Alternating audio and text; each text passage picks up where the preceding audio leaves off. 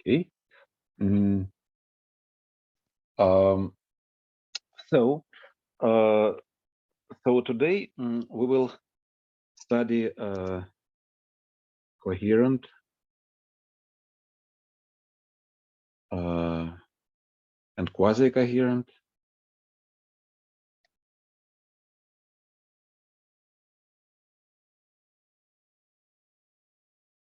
sheaves on projective varieties.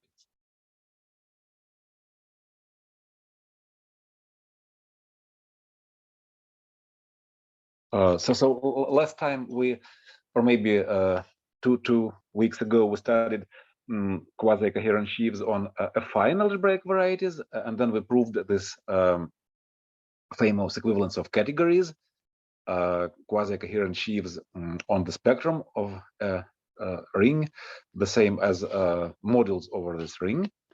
And something similar works for projective varieties. So X in Pn is a closed variety.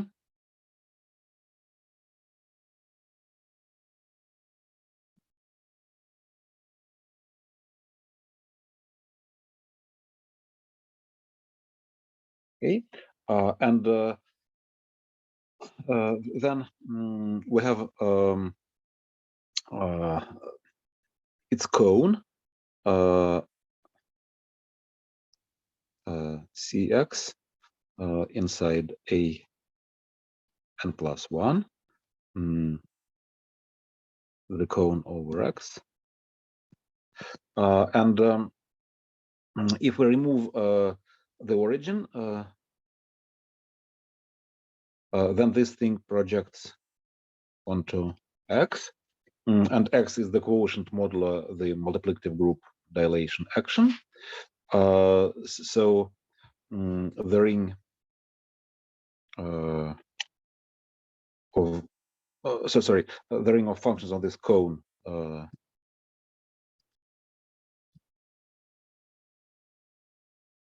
is graded because of the action by multiplicative group, and it is called the homogeneous coordinate ring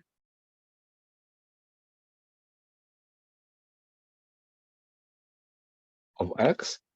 Okay, and now this equivalence of categories we recalled from the case of affine algebraic varieties is more or less valid in this setup, in the projective setup, only since the homogeneous coordinate ring of X is graded, the modules in question also have to be graded. Okay, this will not be an equivalence of categories, but something rather close. I'm looking for Alpan Erdnigor and don't see him. Okay, so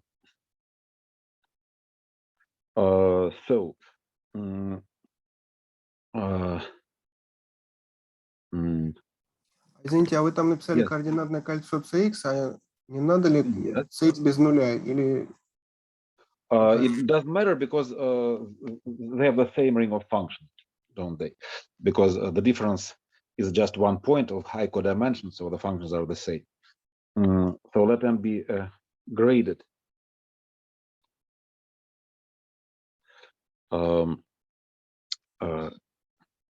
K of Cx module. And then we can localize it. Namely, first of all, we localize it to the code just by the usual affine localization procedure. So obtain M tilde, a quasi-coherent sheaf.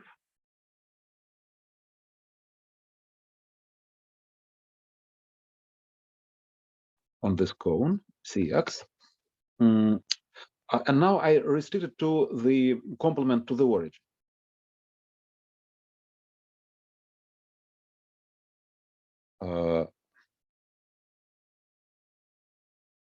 The cone without the origin, and let me denote this M tilde sub C for the lack of better notation. Okay, so it is a sheaf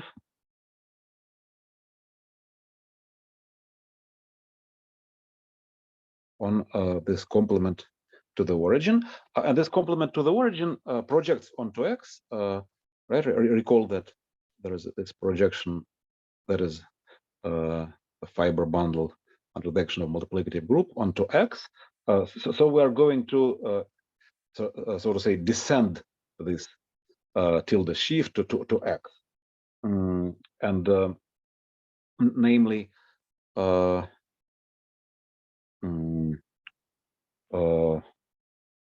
well, I don't know how to denote it. So we construct a quasi-coherent sheaf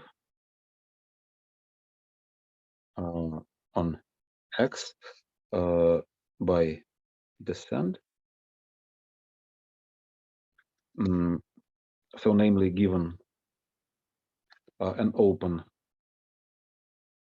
subset U in X, we set the sections of I'm sorry, I have this clash of notation because I want again M tilde. What should I do? Okay, maybe, sorry, maybe let me redenote what I had by calligraphic M. Sorry about this.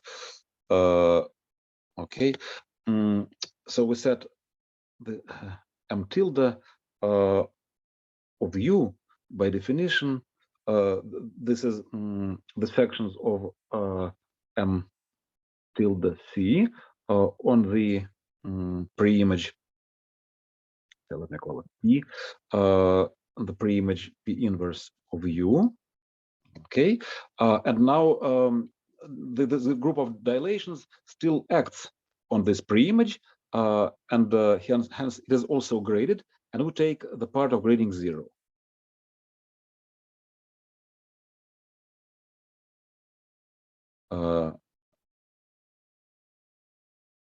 Degree 0 part. Okay, so this, in other words, these are invariants of this action of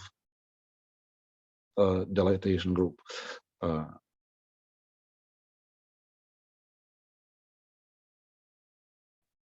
Okay, so now if this open subset is a principal subset, basic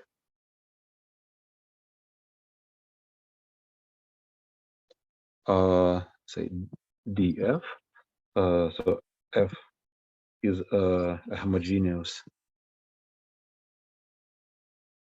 function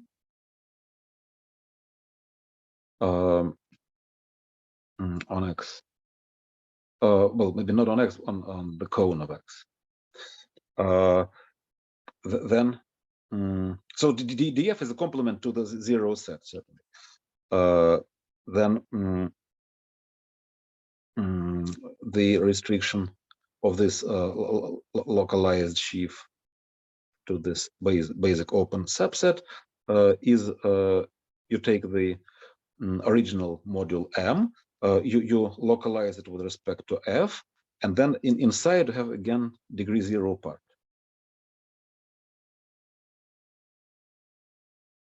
Okay, so if you remember, maybe in some exercise set closer to the beginning of our class, we had a similar description of the structure sheaf itself. and now we just repeat it for arbitrary module over the homogeneous coordinate ring. Okay, and then this M tilde is a quasi-coherent sheaf.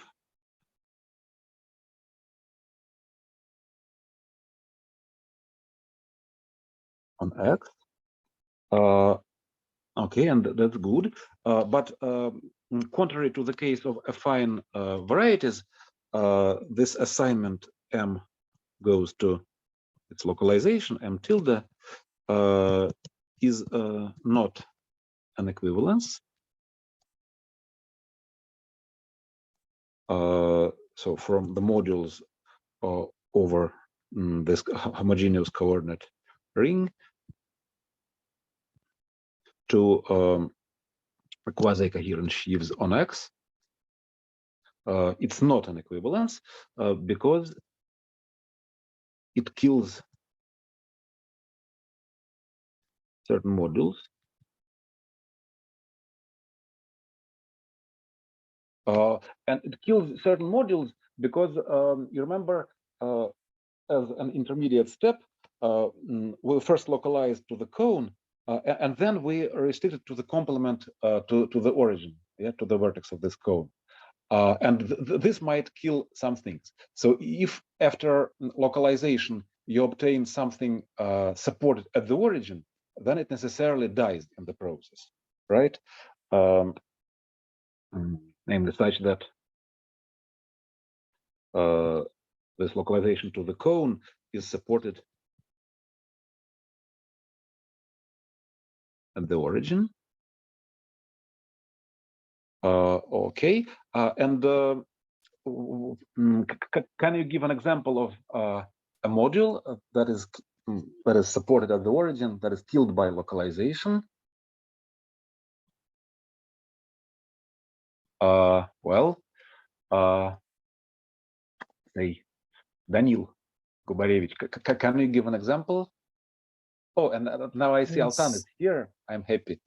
A support of I know support of a section. What is the support of a sheaf? Well, support of any section. For example. Небоскреб, наверное, в нуле. Perfect. Yeah, but I'm asking about the global sections, so to say. So what is the module M such that its localization will be a skyscraper at the origin? So what is this module M? Can you give me an example of this module M? Наверное, максимальный идеал, который соответствует точке 0.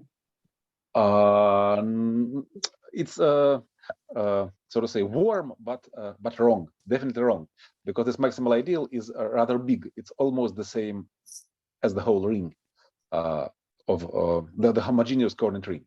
And we need something small. Oh, right, the quotient. So you take the homogeneous coordinate ring, modulo its maximal ideal of the point 0. But you know what is sorry. You know what is this quotient? It is just k itself in degree 0. It's a graded module k in degree 0, and it is usually denoted by maybe this or maybe that. I don't know what is better. Okay, fine. This is good. And maybe some other. So essentially, all the examples are just like this. So nothing essentially different is possible. But still, maybe somebody can suggest something a little bit different. I think there are modules without global section. When for affine spaces. No. I'm asking about the module over a module over the homogeneous coordinate ring, not its localization, just the module itself. No global sections. It's already, so to say, global sections. Just the module over the homogeneous coordinate ring. Maybe any finite dimensional module. Yeah, Altan, but somehow you are not qualified because you know all this. It's unfair. But that's true, yeah. In fact, what Altan says is true. So any finite dimensional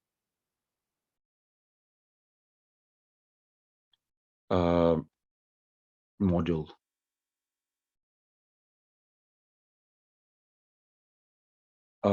will be killed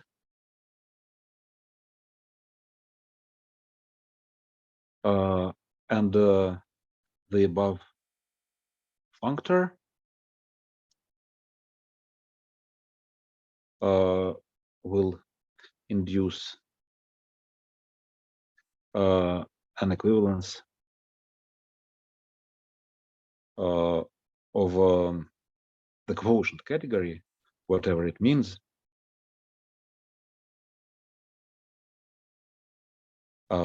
So we take the modules over the homogeneous coordinate ring. Inside we have a subcategory of finite dimensional modules.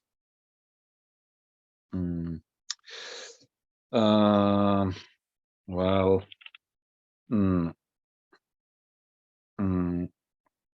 maybe let me rather say torsion module, because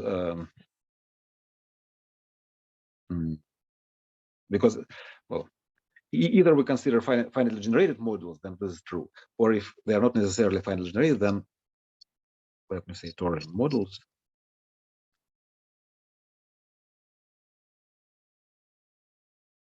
And this will be equivalent to quasi-coherent sheaves over X.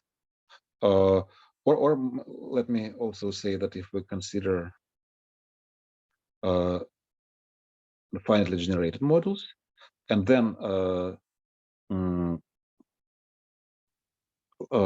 take quotient by finite dimensional modules, then we get just the coherent sheaves on X. Okay, and we will not go into the proof of this claim because I do not presume that everybody knows the definition of quotient category by SER subcategory. But let me just say that any quasi-coherent sheaf can be obtained by this construction. So this functor is surjective, essentially surjective.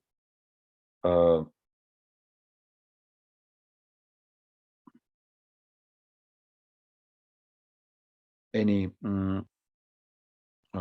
quasi-coherent sheaf on X has the form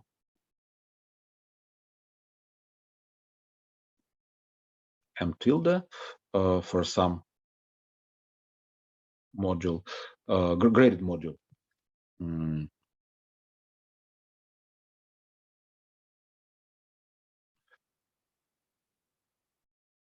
Graded. And any coherent sheaf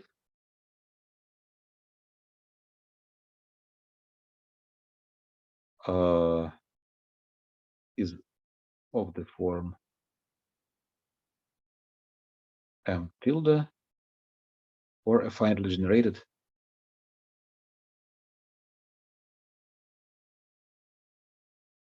graded model over the homogeneous coordinate ring. Okay, so now let's prove this. And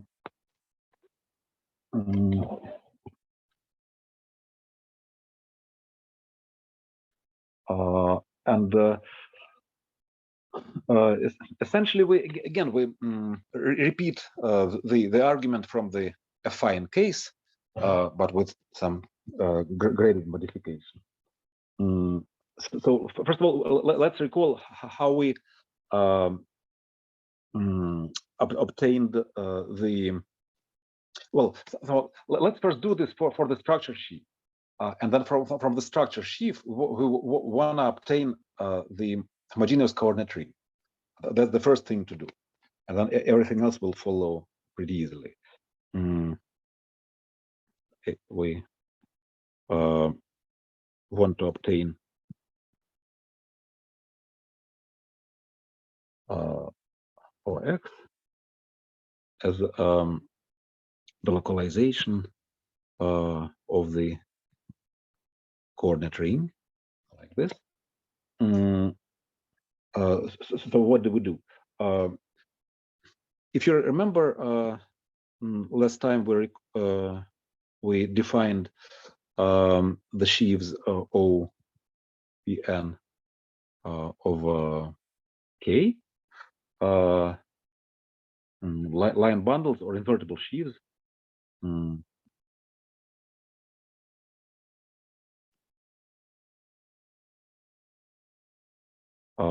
On Pn. Now we can restrict them to X. And we get again some invertible sheaves. There are denoted OX of N. So they are invertible sheaves.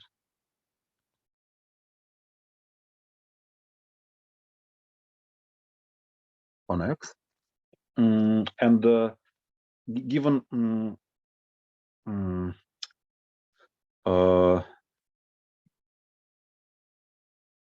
any sheaf, say F, on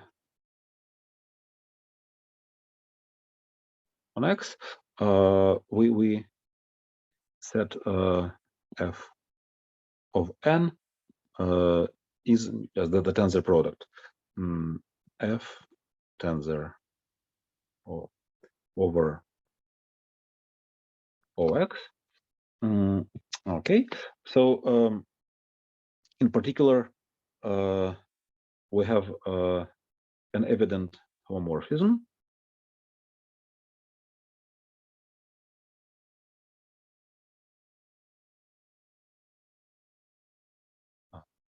Psi from this homogeneous coordinate ring to the global sections of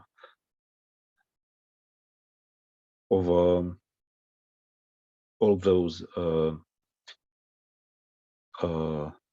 but positive line bundles, invertible sheaves. Okay, and now this will act by tautology, for tautological reasons. This will act on the global sections of gamma of X f of N, sorry, f of K, sorry. Okay, and this will be our graded module M.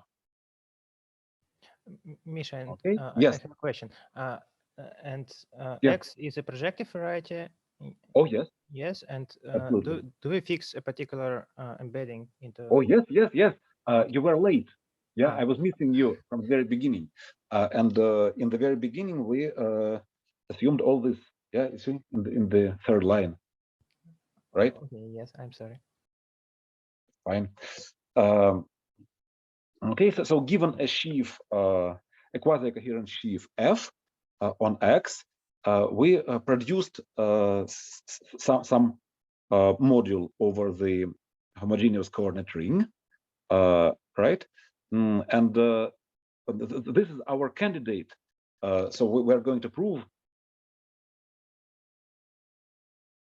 that this original sheaf F is actually the localization of M. Okay, so that's what is our plan.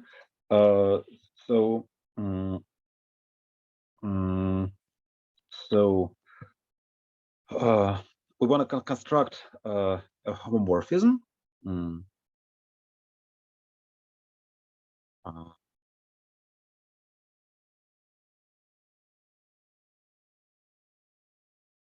Maybe again psi from the localization of M into F, and in fact this psi will be an isomorphism.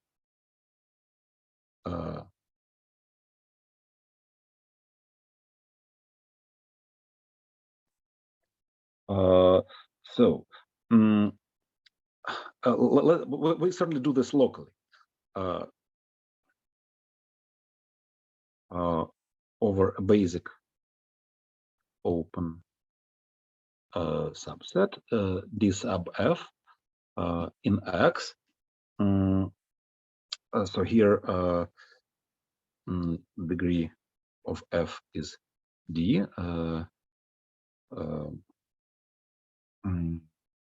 So F is a homogeneous function.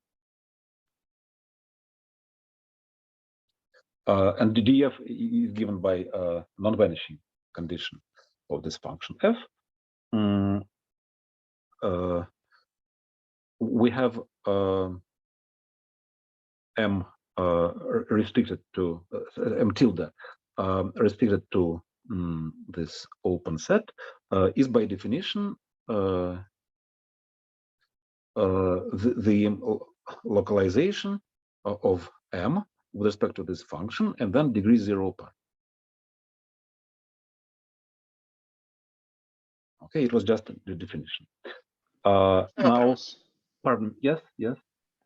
Ну, у нас же вот таких функций f, их же может быть очень мало. Ну, например, там на проективном пространстве только константы. No. This is not the ring of global functions. This is the homogeneous coordinate ring. So these are sections not of OX, but these are sections of well, as we had here in the middle of the page, these are sections of all the line bundles of X of K. You see, so these are functions on the cone. There's homogeneous functions on the cone. The global functions are just homogeneous functions on the cone of degree 0.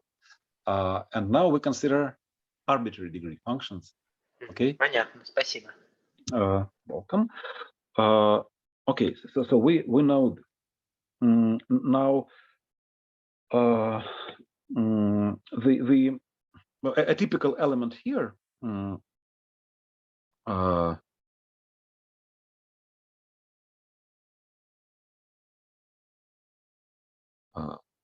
here or there is of the form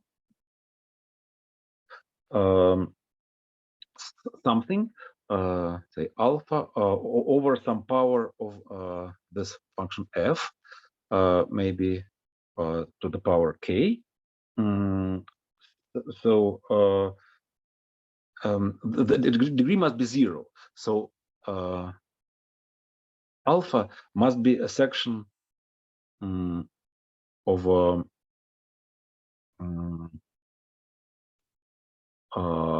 our sheaf, but of degree k, of degree k times d, because degree of f was d. Now we raise it to the power k, and the total degree is k times d, and we get this. Okay. So once again, it's a local section, right? So it's a section over this basic open subset df, right? And at the boundary where f vanishes, it has a pole of degree degree k, so to say. Okay, but it is actually a global section of this twisted sheaf, right? As a section of f, it has a pole of degree k at the boundary, but it is a regular section of this twisted sheaf, kkd, right? Because this twisting by kd somehow takes care of this pole at the boundary. Okay, so we have defined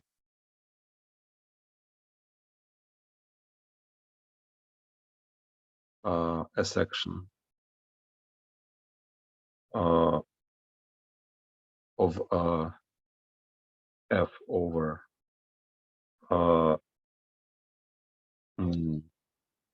this open subset, and such sections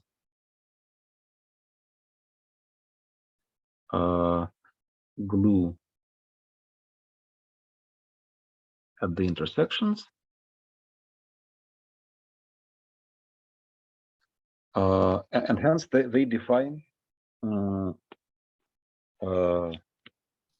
Извините, а что там было в самом низу написано? Не видно было. that this is so to say, it is well defined. Yeah, so this is compatible with further localization. If we if we restrict from df to some smaller basic open subset, say like dd f times g, then it's the same construction. So they define morphism, the desired morphism.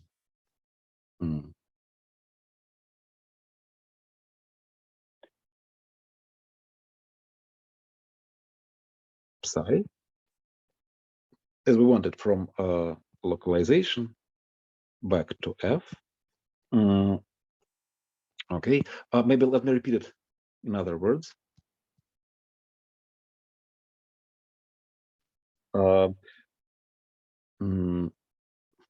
At this basic open subset, we have this localization of degree 0, and this is by definition the co-limit of the sequence global sections of f.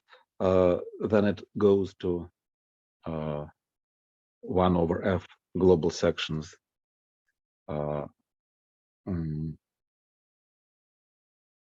like this, and there's same multiplication by f, and then again it goes to global sections 1 over f squared, f 2d, and so on. Okay, and then this is the same. So we can swap the co-limit and global sections. So there's global sections of the limit of f goes to 1 over f f twisted by d, goes to 1 over f squared f twisted by 2d, and so on. Okay, and now if you remember what happened 2 weeks ago, this is just the global sections of on the whole of x with coefficients in the push forward of f, and here push forward is from the open subset df into x itself, and now this is by transitivity of push forward, the global sections on df with coefficients in f. Okay, and this is what we wanted to prove, right? We wanted to find an isomorphism between the localization of M and the original sheaf F, right? And that's what we produced. Okay, we started from the sections of M on the basic open subset, and we proved that they are the same as the sections of our original sheaf F on the same open subset. Okay, so we are done with this, and so there's somehow the end of the proof for quasi-coherent sheaves. So we proved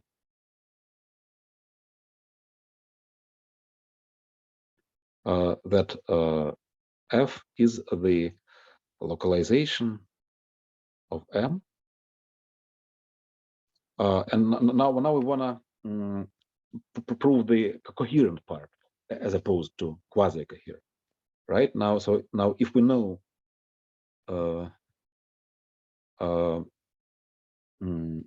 f, that f is coherent, so we know that f is localization of m tilde. So then we know that f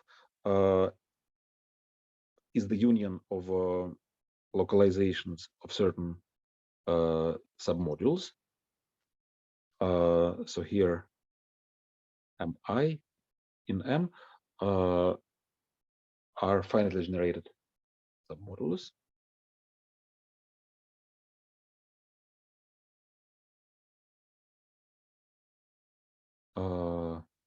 Graded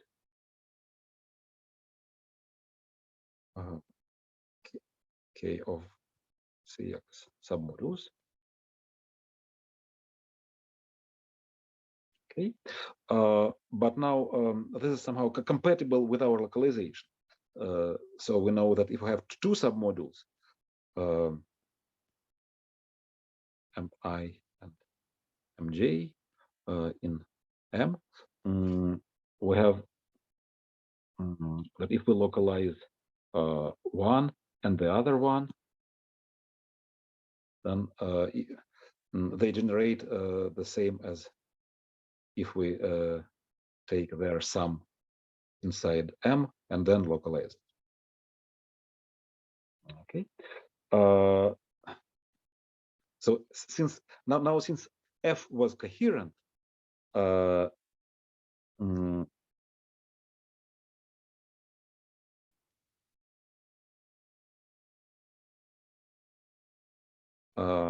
and x is quasi-compact, there's a binoterian property.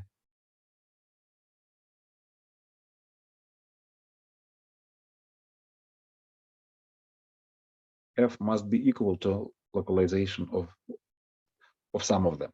Yeah, because otherwise you get some ascending chain, and this ascending chain must stabilize.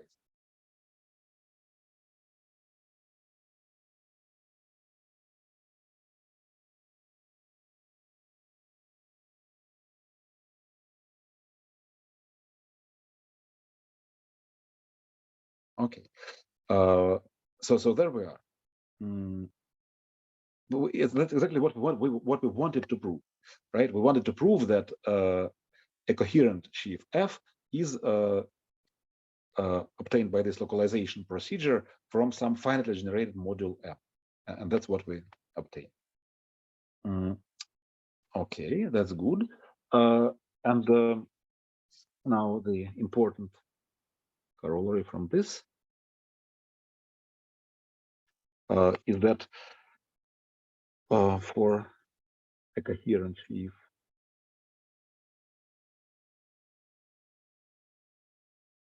F on a projective variety X, there is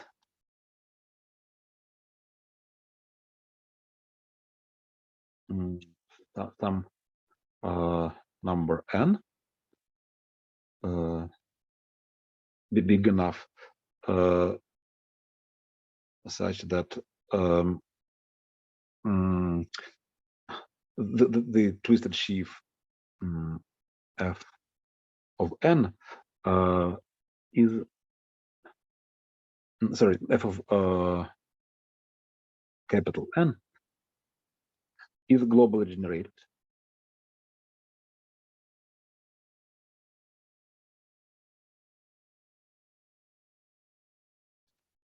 That is, has some sections sigma 1 and so on, sigma maybe capital M.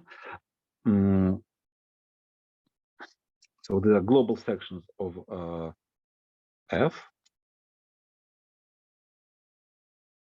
of n. And global sections are the same as homomorphisms over in the category of OX modules from OX to f of n. Okay. And it has some sections that give rise to a surjection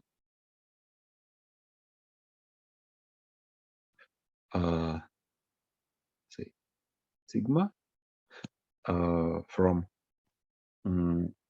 OX to the power capital M to f of n.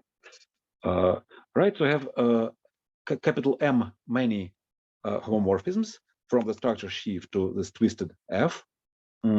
Taken all together, they produce a homomorphism from some the direct sum of structure sheaves to f of n, and we require that this homomorphism is surjective.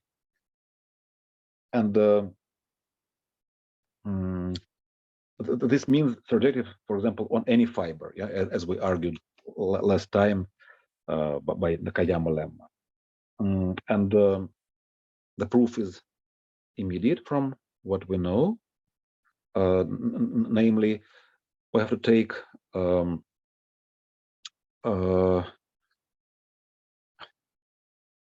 f is the localization of some finally generated module.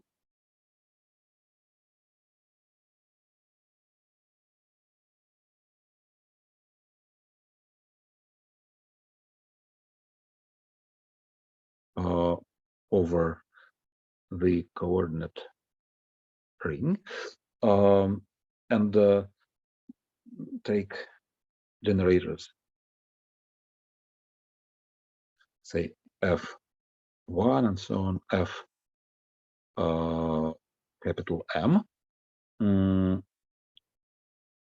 they are homogeneous of degrees d1 and so on, d capital M, and finally take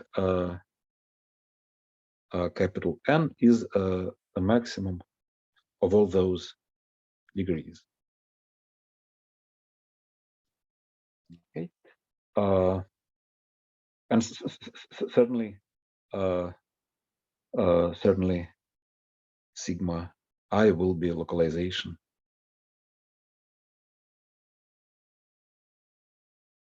of the corresponding generator.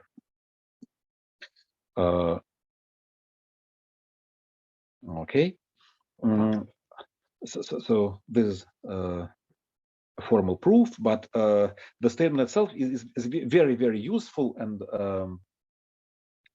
well, we will see it throughout the course next year. But you always somehow we will need to construct some resolutions, and you always start from this, and then you continue. Then you take the kernel, then you cover it by the locally free sheaf again, and continue like this, and then eventually it will stop. That is the point of Hilbert's CZG theory. Okay, so this is about projective varieties and coherent sheaves. And now let's move to another big topic. So line bundles. And that's the same as invertible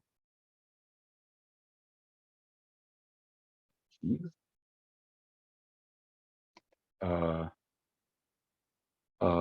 And Picard groups. On general varieties. So given two invertible sheaves, you can tensor them and obtain another invertible sheaf. Yeah, we discussed this last time. So if L1 and L2 are invertible sheaves,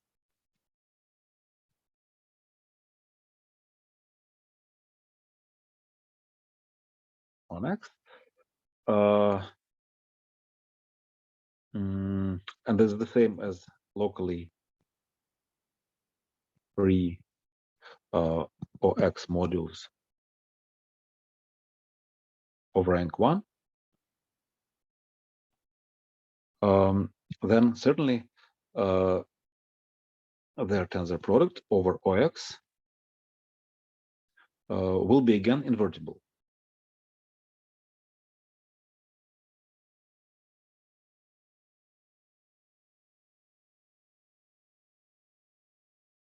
Invertible sheaf.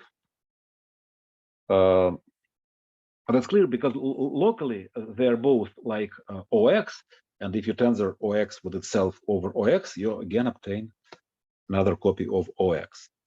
So it's again an invertible sheaf, and we argued that again last time we argued that if you set L dual is the local home from L to OX over OX, then the tensor product L tensor L dual, well, it has, but by the construction, it has a canonical evaluation morphism to OX, and this is an isomorphism for evident reasons.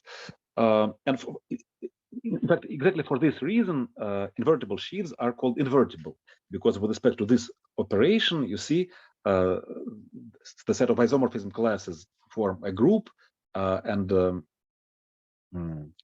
so everything is invertible. Yeah, but for the higher rank locally free sheaves, they are not invertible in this sense. So the set of isomorphism classes of invertible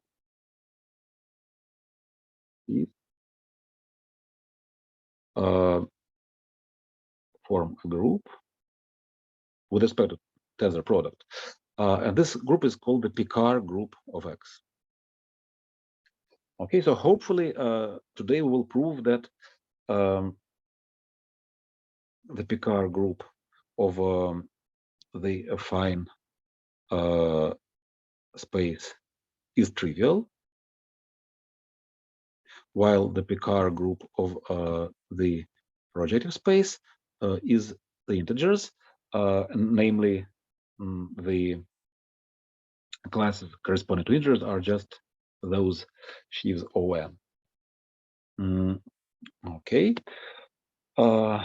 and maybe later on we will prove that say that if E is an elliptic curve,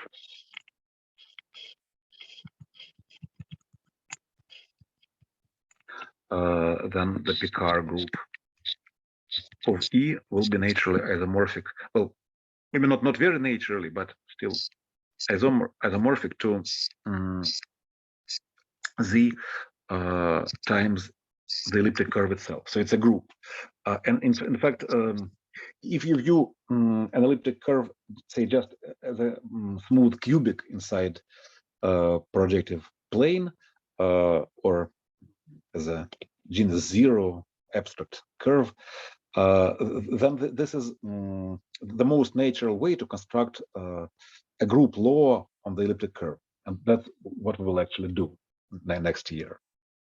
So you can also do this in elementary algebra geometric terms, like taking sections with certain lines in projective plane, and then reflecting, and so maybe everybody knows what I mean. But then it's hard to prove associativity this way. But in terms of Picard group, it comes for free. Okay, so so these are would-be examples, but let's actually start some rigorous treatment, and then we'll obtain this example. So more to compute the Picard group of X, we first assume that X is irreducible.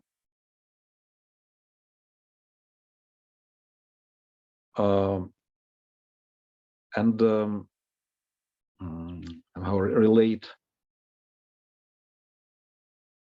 the line bundles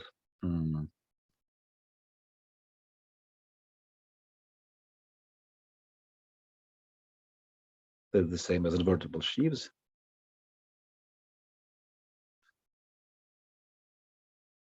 On X to rational functions on X and divisors on X.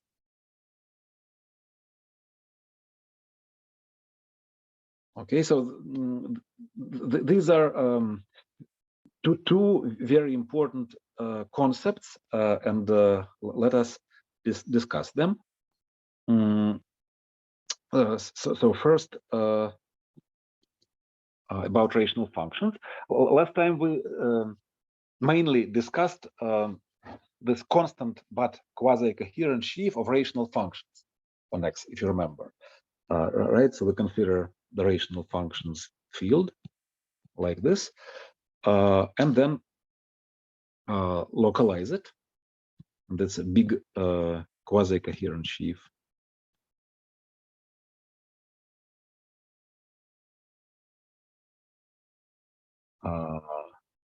On X, that is simultaneously a constant sheaf on X.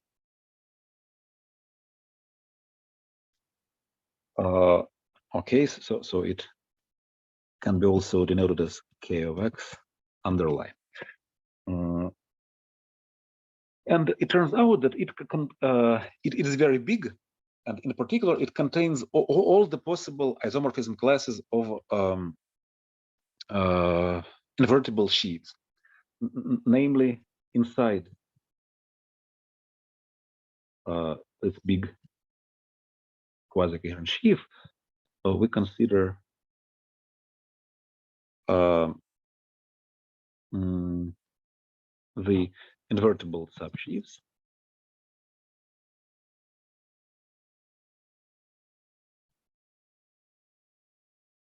But the advantage of this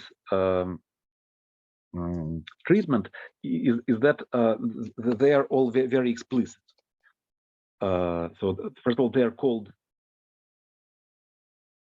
the fractional ideals.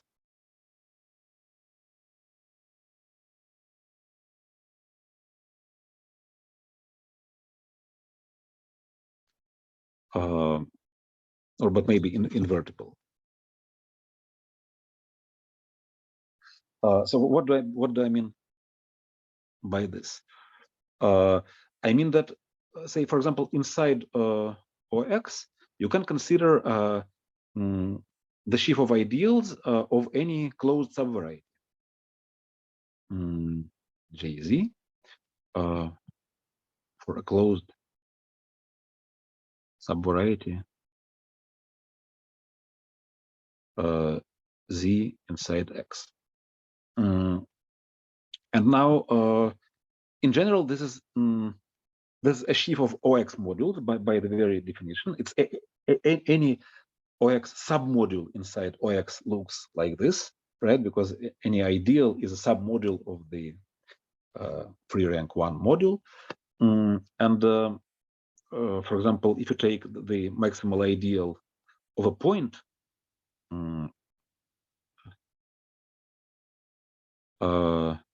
so then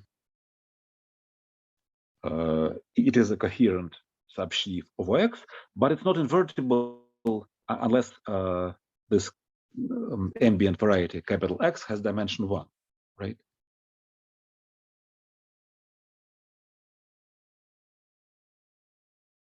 So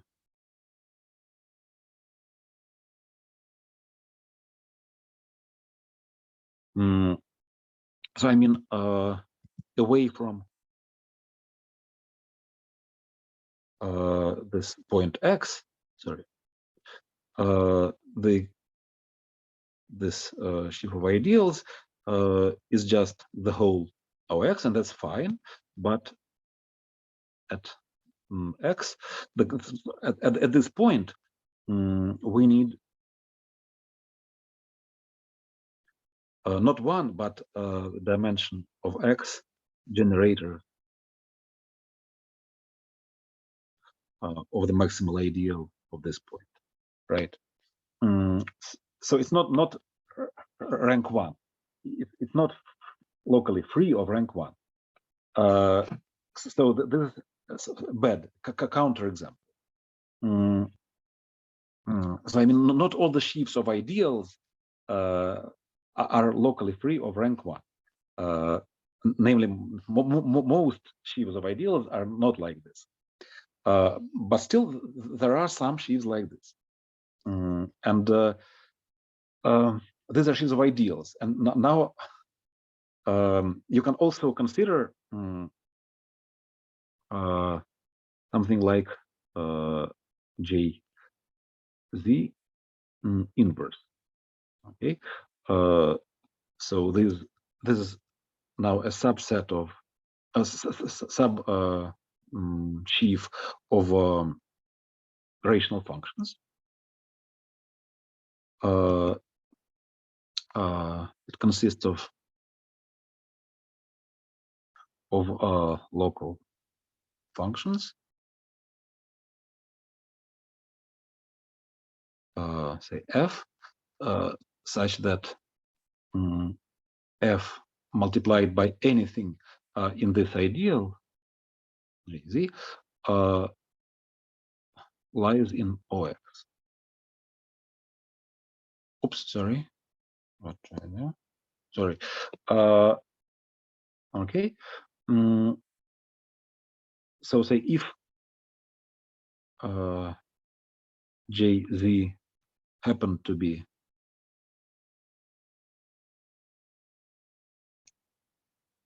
an invertible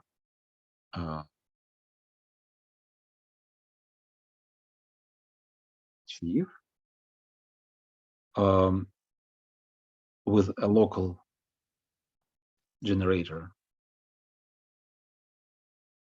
F, then certainly this inverse sheaf has a local generator F inverse. Okay, so for this reason, those guys are called fractional ideals. Okay, so once again, we're speaking of coherent subsheaves of this big quasi-coherent sheaf of rational functions, and moreover, we're speaking of the coherent subsheaves that are abstractly invertible as coherent sheaves, and it's natural to call them fractional ideals. I hope that I conveyed this naturality to you. Okay, but it's just an abstract definition, but I hope that the terminology is meaningful. Fine. So now we have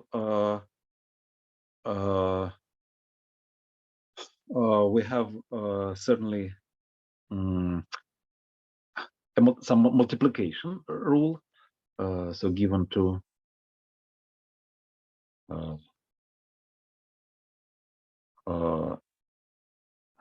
invertible fractional ideals, say J1, J2 inside this big quasi-coherent sheaf of rational functions, we can take their product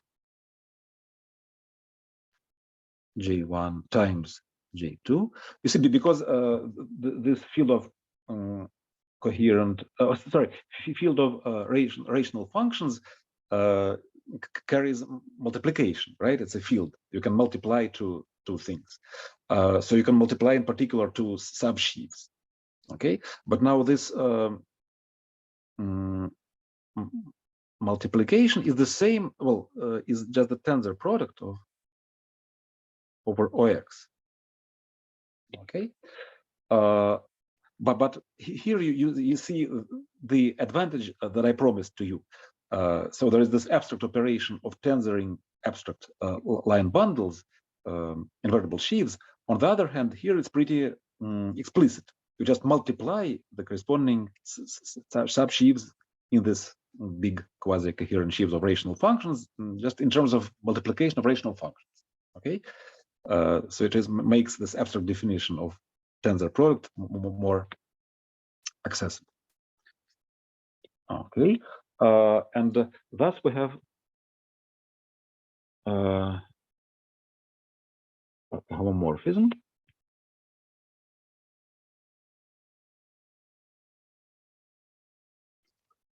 From the group I of X. This is the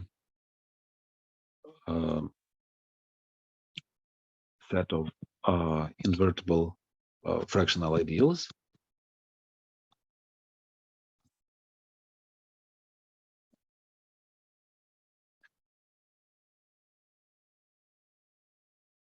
In this big sheaf, just to the Picard group. Okay, but once again, on the left, you multiply those ideal sheaves in terms of multiplication of rational functions. On the right, you multiply in terms of tensor multiplication. But they are compatible, and we get such a homomorphism. Now, inside of I mean, among the fractional ideals, we have principal ideal. So P of X inside I of X, the principal ideals.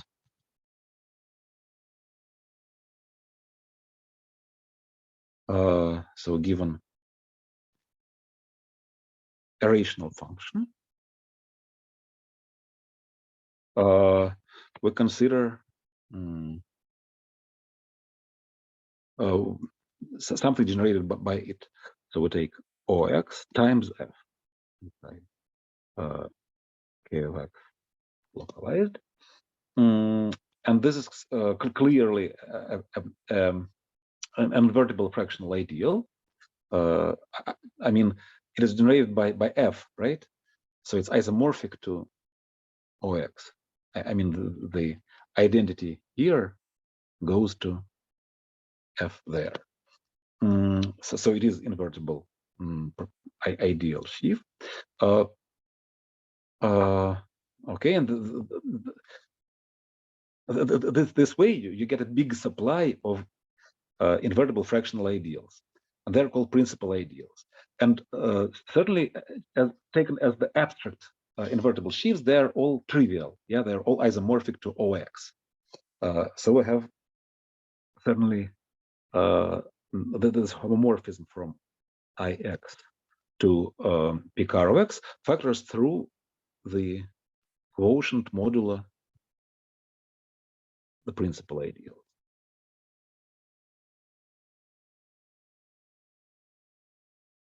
Okay, and now finally I can formulate one of the claims.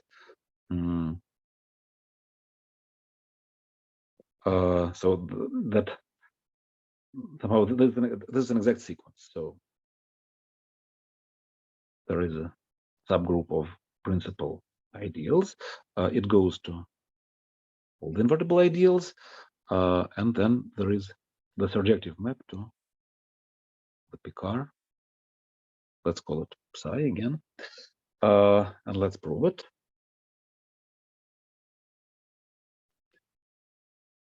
So first of all, what is the kernel of psi? These are fractional invertible ideals.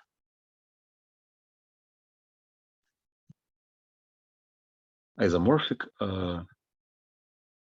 just as sheaves of OX modules to OX itself, yeah, by the very definition. And we must prove that this kernel is exactly P of X, right? The set of principal ideals. So now take this isomorphism.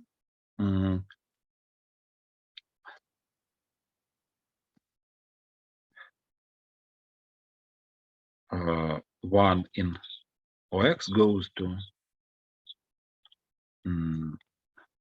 some F inside this ideal sheaf inside K of X localized, and then clearly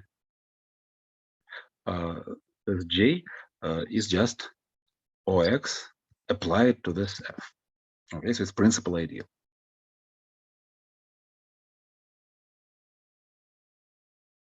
Okay, so we know this. Now we have to prove that psi is surjective.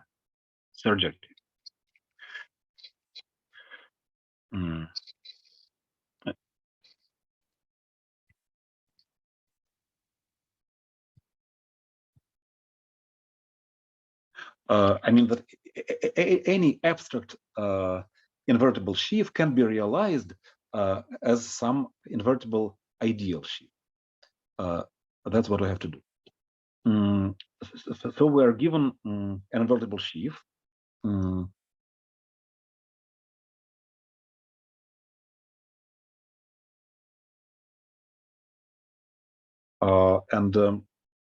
we want to construct the corresponding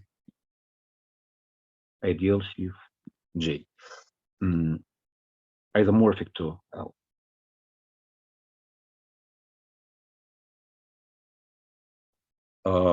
So let's do this. So certainly L is non-zero, so it does have some non-vanishing local section. So take an open subset U in X and a local section sigma in with coefficients in this invertible sheaf. Okay. And now we can construct the desired sheaf of ideals.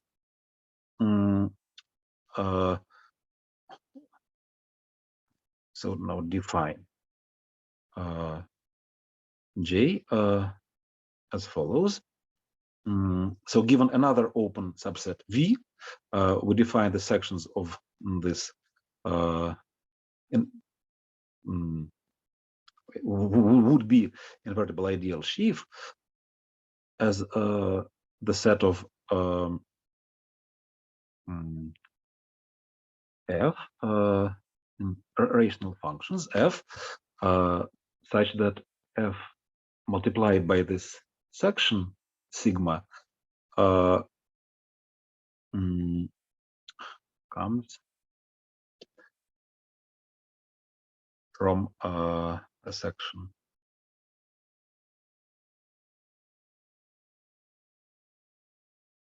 of L over V. I mean, the sigma is defined over U, right? So when you multiply sigma by F, it lives over the intersection V and U, but it must come from a restriction of a section defined over V.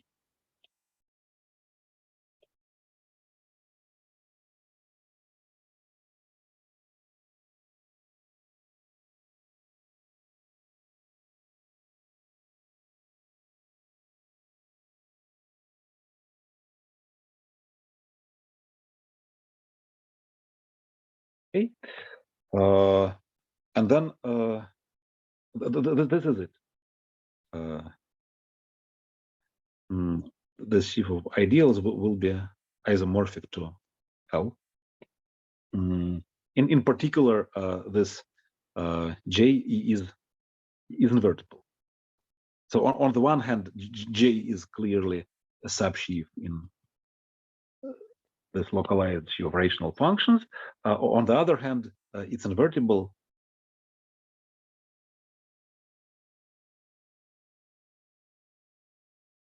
And there we are.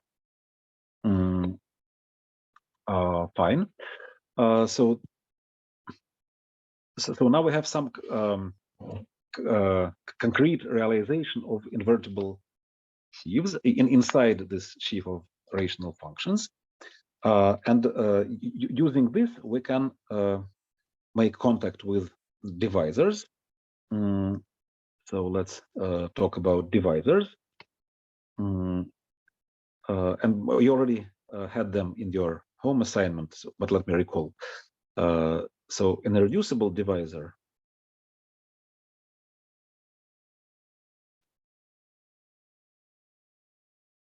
D inside X is an irreducible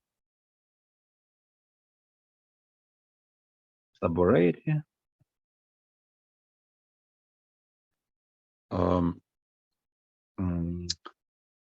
of codimension 1. Okay, and now any divisor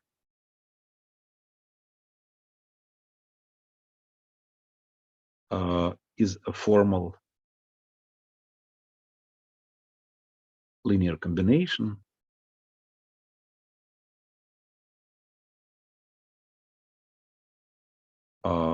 of irreducible subvarieties, of irreducible divisors with coefficients in integers. Okay, and then by definition, those divisors form an abelian group.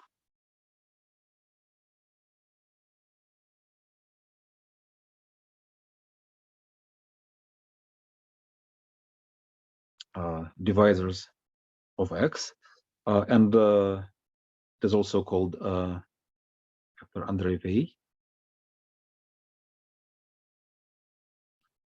There is some other notion, namely Pierre Cartier divisors, but on smooth varieties, the two notions coincide, but in general, there's an important distinction between them. And also, D is called effective if all the coefficients of the linear combination of irreducible divisors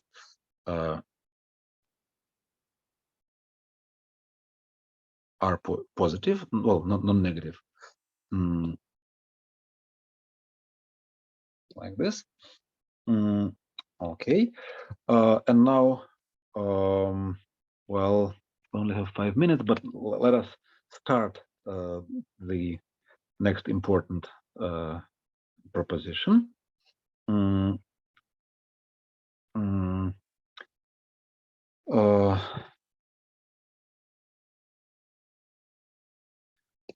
That well, it holds under a certain assumption.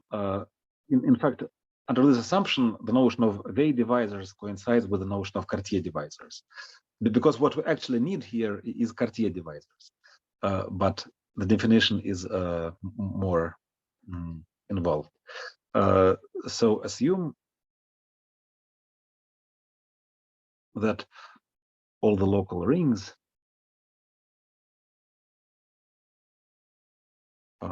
OX localized at points are unique factorization domains. And this is true for all smooth varieties. But once again, we didn't introduce this notion of smoothness yet. Maybe we'll introduce it next time, hopefully. And then we'll see. But certainly it will be true for the affine space and the project space. That's clear. Just because the polynomial ring itself is unique factorization domain, and then its localization is also unique factorization domain. Maybe.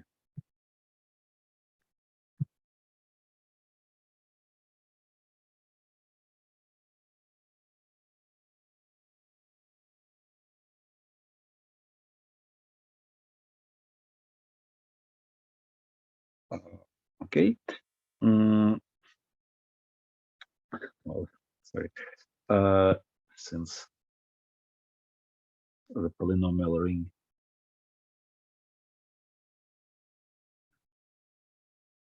is unique factorization domain. Okay, so under this assumption, we can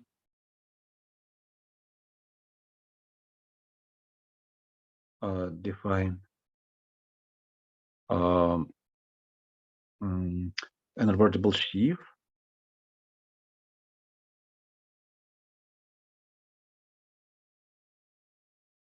O x of D for any divisor.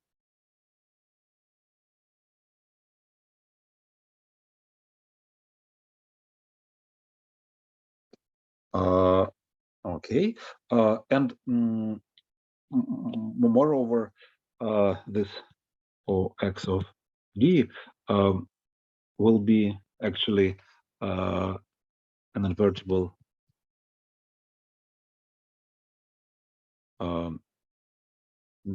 invertible fractional ideal.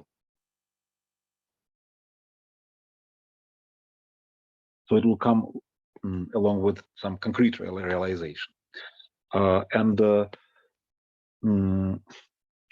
then it will induce an isomorphism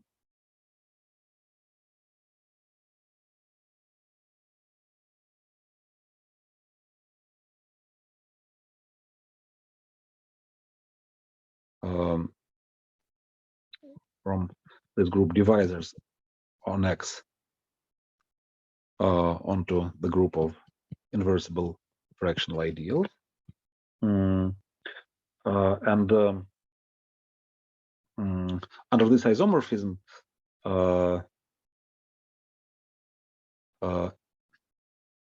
if well, so to say, this ideal O x of D contains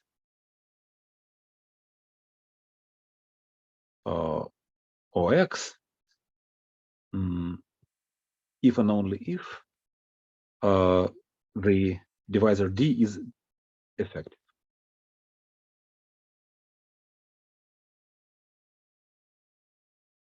Okay, and finally, let me say that under this isomorphism,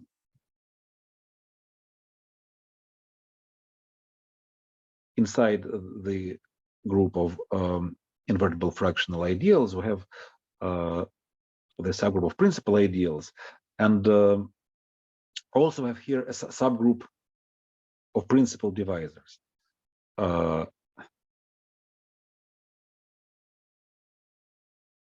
And what are the principal divisors? So given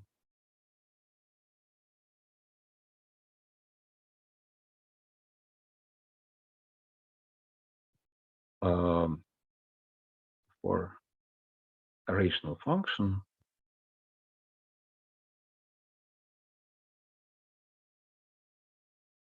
f,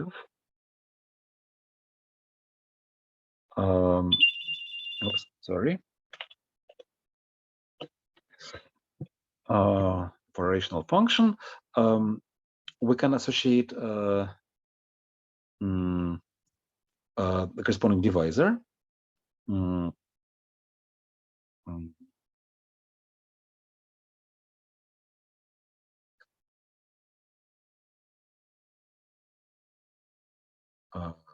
D of f, maybe d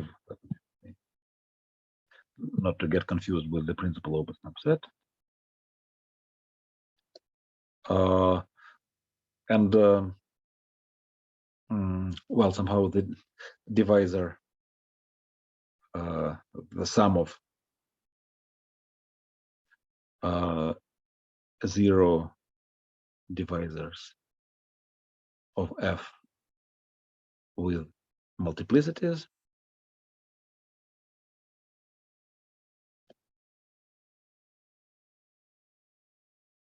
minus the sum of poles of f with multiplicities.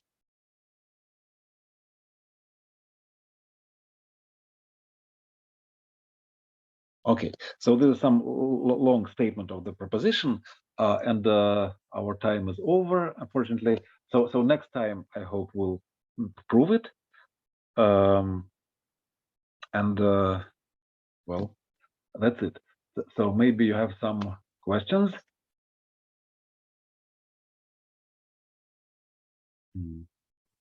А вот в лекции были примеры групп Пикара. Мы сейчас можно понять, почему они такие? Not yet.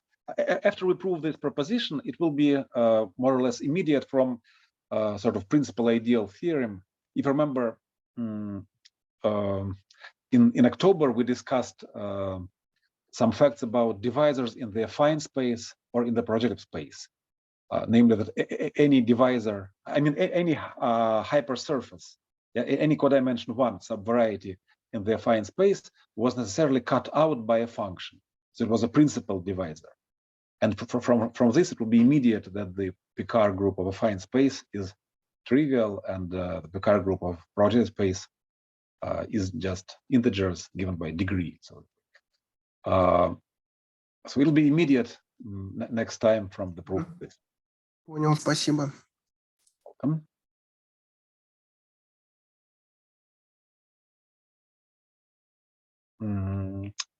So if there are no more questions, I am saving lecture notes.